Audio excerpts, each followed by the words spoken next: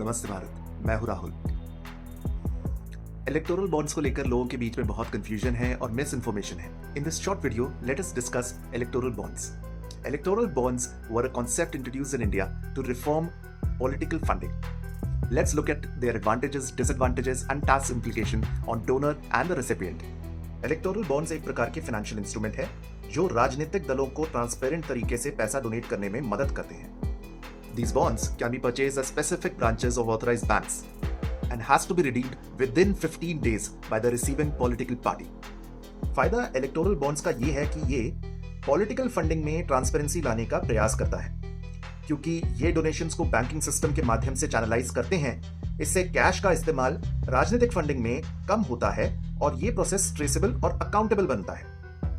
Friends, the issue of electoral bonds has sparked a lot of discussions and debates in the public domain.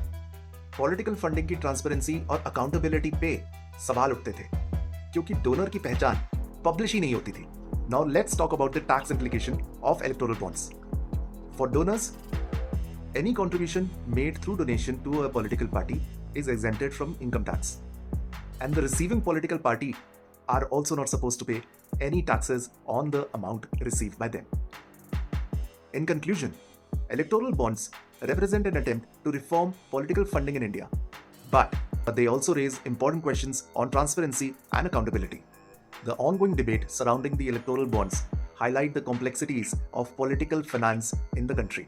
ऐसी informative videos के साथ मैं आपसे फिर मिलूंगा। जय हिंद।